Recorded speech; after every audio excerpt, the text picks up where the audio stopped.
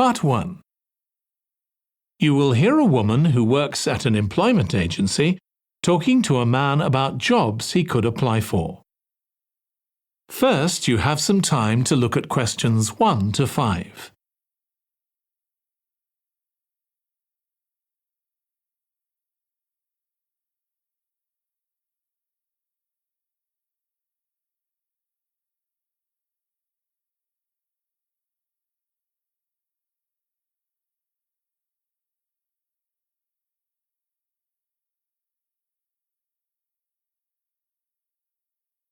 Now listen carefully and answer questions 1 to 5. Good morning. Thanks for coming in to see us here at the agency, Joe. I'm one of the agency representatives and my name's Sally Baker. Hi, Sally. I think we spoke on the phone, didn't we? That's right, we did. So thank you for sending in your CV. We've had quite a careful look at it, and I think we have 2 jobs that might be suitable for you. OK. The first one is in a company based in North London. They're looking for an administrative assistant. OK. What sort of company is it?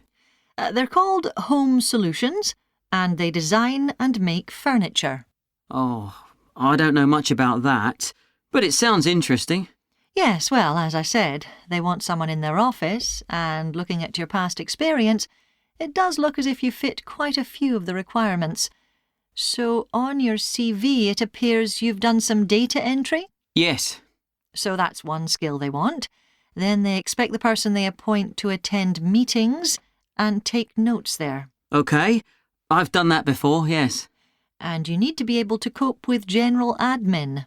Filing and keeping records and so on. That should be OK.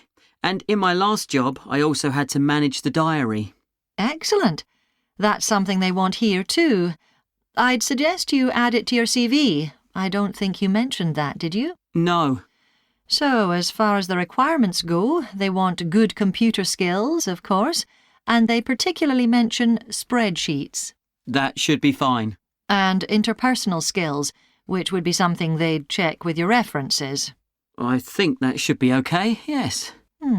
Then they mention that they want someone who is careful and takes care with details. Just looking at your CV, I'd say you're probably all right there. I think so, yes. Do they want any special experience?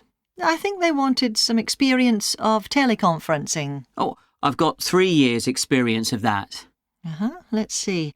Yes, good. In fact, they're only asking for at least 1 year, so that's great. So is that something that might interest you? It is, yes.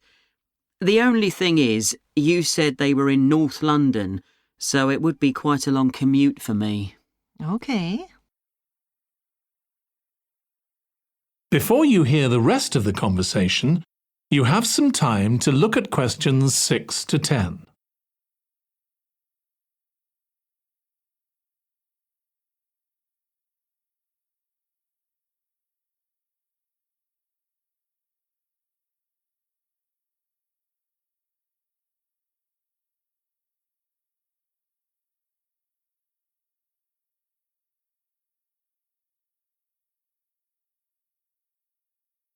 Now listen and answer questions 6 to 10. So the second position might suit you better as far as the location goes. That's for a warehouse assistant, and that's in South London. Yes, that would be a lot closer. And you've worked in a warehouse before, haven't you? Yes. So as far as the responsibilities for this position go, they want someone who could manage the stock, obviously, and also deliveries. That should be OK. You've got to keep track of stuff, but I've always been quite good with numbers. Good. That's their first requirement. And they want someone who's computer literate, which we know you are. Sure. Then they mention organisational skills. They want someone who's well organised. Yes, I think I am. And tidy? Yes, they go together really, don't they? Sure. Then the usual stuff. They want someone who can communicate well, both orally and in writing. OK. And for the last warehouse job I had, one of the things I enjoyed most was being part of a team. I found that was really essential for the job. Excellent. Yes, they do mention that they want someone who's used to that, yes. Now, when you were working in a warehouse last time, what sorts of items were you dealing with? It was mostly bathroom and kitchen equipment, sinks and stoves and fridges. So you're okay moving heavy things? Sure, I'm quite strong and I've had the training. Good. Now, as far as experience goes, they mention they want someone with a licence and that you have experience of driving in London, so you can cope with the traffic and so on. Yes, no problem. And you've got experience of warehouse work. And the final thing they mention is customer service. I think, looking at your CV, you're okay there. Right. So, what about pay? Can you tell me a bit more about that, please? That is the end of part 1. You now have 1 minute to check your answers to part 1.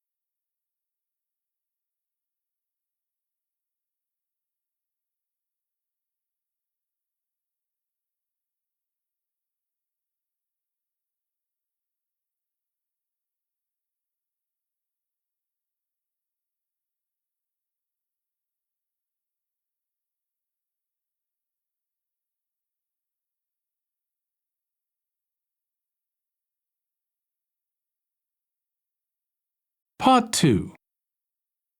You will hear a woman called Alice Riches talking on the radio about a scheme which involves closing streets to traffic to allow children to play. First, you have some time to look at questions 11 to 16.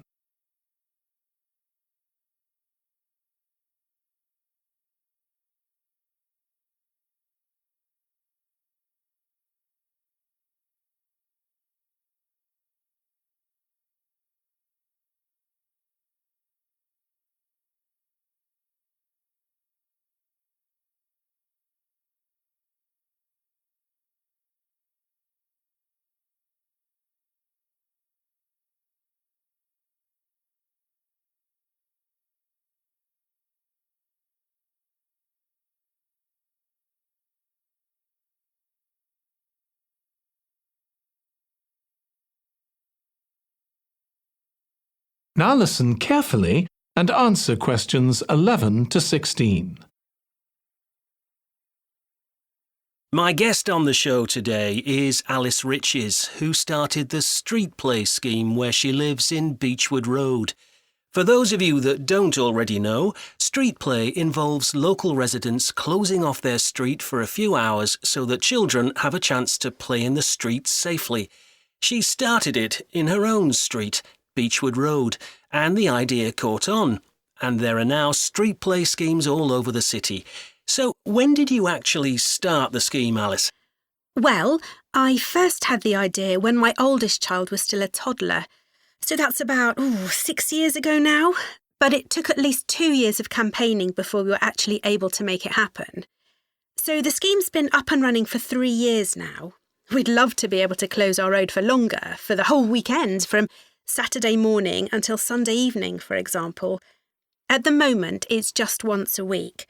But when we started, it was only once a month. But we're working on it. So what actually happens when Beechwood Road is closed? We have volunteer wardens, mostly parents, but some elderly residents too, who block off our road at either end. The council have provided special signs, but there's always a volunteer there to explain what's happening to any motorists. Generally, they're fine about it. We've only had to get the police involved once or twice. Now, I should explain that the road isn't completely closed to cars, but only residents' cars are allowed. If people really need to get in or out of Beechwood Road, it's not a problem, as long as they drive at under 20 kilometres per hour. But most people just decide not to use their cars during this time, or they park in another street. The wardens are only there to stop through traffic. So, can anyone apply to get involved in street play? Absolutely.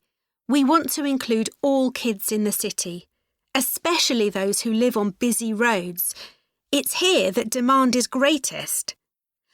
Obviously, there isn't such demand in wealthier areas where the children have access to parks or large gardens, or in the suburbs where there are usually more places for children to play outside. I'd recommend that anyone listening who likes the idea should just give it a go. We've been surprised by the positive reaction of residents all over the city, and that's not just parents. There are always a few who complain, but they're a tiny minority. On the whole, everyone is very supportive and say they're very happy to see children out on the street, even if it does get quite noisy. Before you hear the rest of the conversation, you have some time to look at questions 17 to 20.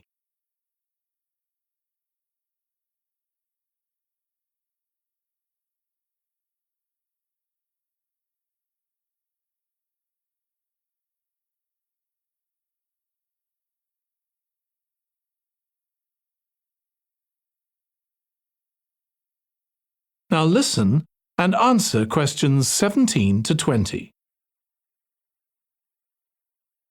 There have been so many benefits of street play for the kids.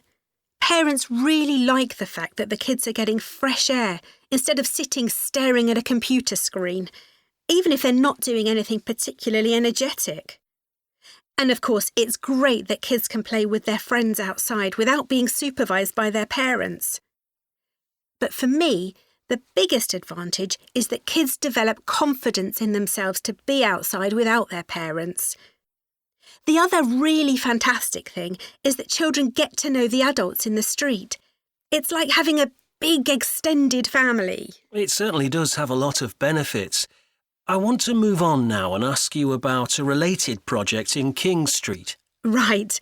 Well, this was an experiment I was involved in, where local residents decided to try and reduce the traffic along King Street, which is the busiest main road in our area, by persuading people not to use their cars for one day. We thought about making people pay more for parking, but we decided that would be really unpopular. So instead, we just stopped people from parking on King Street, but left the other car parks open. It was surprising how much of a difference all this made. As we'd predicted, air quality was significantly better. But what I hadn't expected was how much quieter it would be, even with the buses still running. Of course, everyone said they felt safer, but we were actually amazed that sales in the shops went up considerably that day. We thought there'd be fewer people out shopping, not more. That's really interesting. So the fact that the street was... That is the end of part 2. You now have 30 seconds to check your answers to part 2.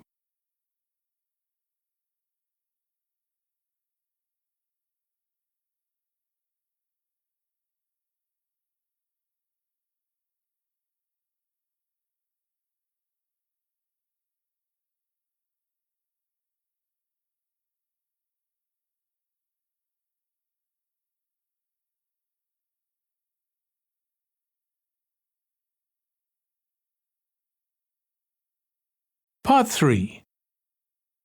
You will hear two students, called Hazel and Tom, talking about Hazel's media studies assignment. First, you have some time to look at questions 21 to 26.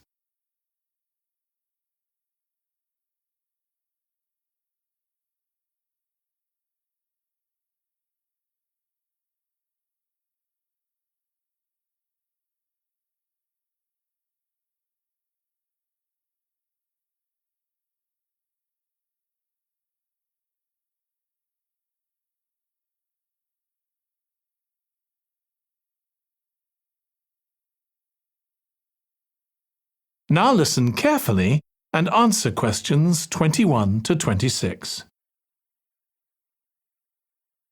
Tom, could I ask you for some advice, please? Yes, of course. If you think I can help. What's it about? It's my first media studies assignment, and I'm not sure how to go about it. You must have done it last year. Is that the one comparing the coverage of a particular story in a range of newspapers? That's right. Oh, yes.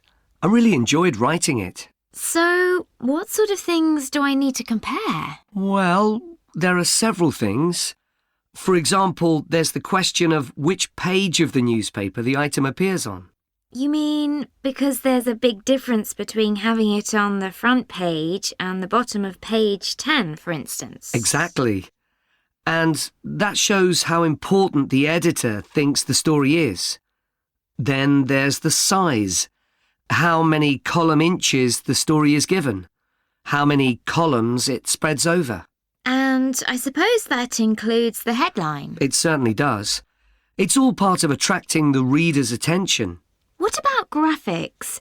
Whether there's anything visual in addition to the text? Yes, you need to consider those too, because they can have a big effect on the reader's understanding of the story. Sometimes a bigger effect than the text itself. Then you'll need to look at how the item is put together. What structure is it given? Bear in mind that not many people read beyond the first paragraph. So what has the journalist put at the beginning? And if, say, there are conflicting opinions about something, does one appear near the end where people probably won't read it? And newspapers sometimes give wrong or misleading information, don't they? Either deliberately or by accident. Should I be looking at that too? Yes, if you can. Compare what's in different versions. And as far as possible, try and work out what's true and what isn't. And that relates to a very important point. What's the writer's purpose?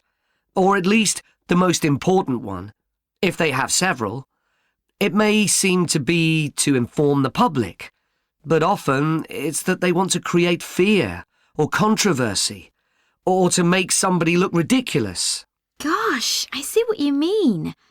And I suppose the writer may make assumptions about the reader. That's right.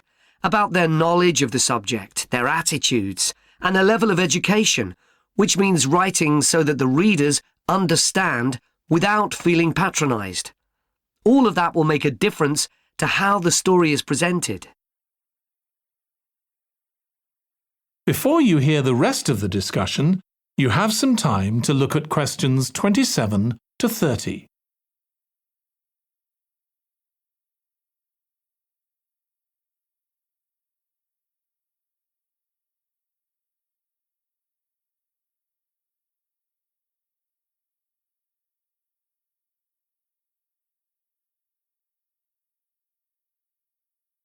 Now listen and answer questions 27 to 30. Does it matter what type of story I write about? No. National or international politics, the arts, anything, as long as it's covered in 2 or 3 newspapers. Though, of course, it'll be easier and more fun if it's something you're interested in and know something about. And on that basis, a national news item would be worth analysing. I'm quite keen on politics, so I'll try and find a suitable topic. What did you choose for your analysis, Tom? I was interested in how newspapers expressed their opinions explicitly. So I wanted to compare editorials in different papers, but when I started looking, I couldn't find 2 on the same topic that I felt like analysing. In that case, I won't even bother to look. So in the end, I chose a human interest story, a terribly emotional story about a young girl who was very ill, and lots of other people, mostly strangers, raised money so she could go abroad for treatment. Actually, I was surprised. Some papers just wrote about how wonderful everyone was, but others considered the broader picture, like why treatment wasn't available here. I usually find stories like that raise quite strong feelings in me. I'll avoid that. Perhaps I'll choose an arts topic, like different reviews of a film or something about funding for the arts. I'll think about that. Yes, that might be interesting. OK, well, thanks a lot for your help, Tom. It's been really useful. You're welcome. Good luck with the assignment, Hazel. That is the end of part 3. You now have 30 seconds to check your answers to part 3.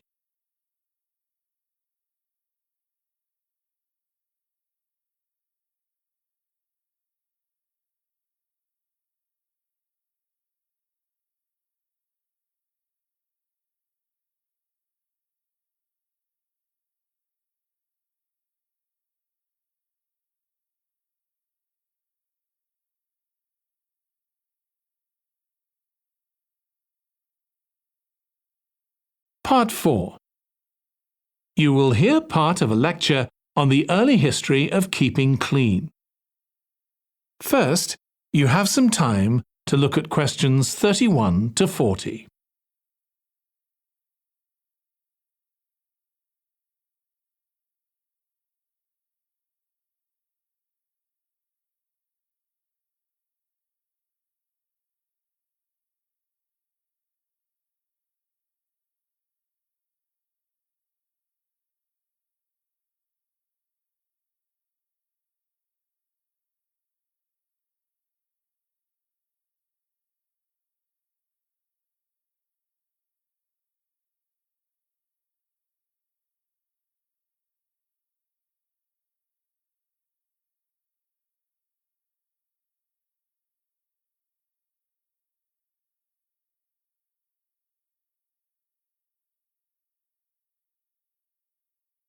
Now listen carefully and answer questions 31 to 40.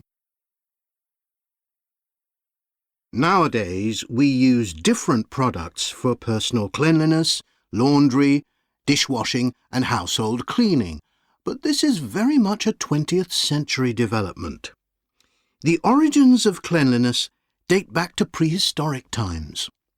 Since water is essential for life, the earliest people lived near water and knew something about its cleansing properties, at least that it rinsed mud off their hands. During the excavation of ancient Babylon, evidence was found that soap making was known as early as 2800 BC. Archaeologists discovered cylinders made of clay, with inscriptions on them saying that fats were boiled with ashes. This is a method of making soap, though there's no reference to the purpose of this material. The early Greeks bathed for aesthetic reasons and apparently didn't use soap. Instead, they cleaned their bodies with blocks of sand, pumice and ashes, then anointed themselves with oil and scraped off the oil and dirt with a metal instrument known as a strigil. They also used oil mixed with ashes. Clothes were washed without soap in streams. The ancient Germans and Gauls are also credited with discovering how to make a substance called soap, made of melted animal fat and ashes. They used this mixture to tint their hair red. Soap got its name, according to an ancient Roman legend, from Mount Sapo, where animals were sacrificed, leaving deposits of animal fat. Rain washed these deposits, along with wood ashes, down into the clay soil along the river Tiber. Women found that this mixture greatly reduced the effort required to wash their clothes. As Roman civilization advanced, so did bathing. The first of the famous Roman baths, supplied with water from their aqueducts, was built around 312 BC. The baths were luxurious, and bathing became very popular. And by the 2nd century AD, the Greek physician Galen recommended soap for both medicinal and cleansing purposes.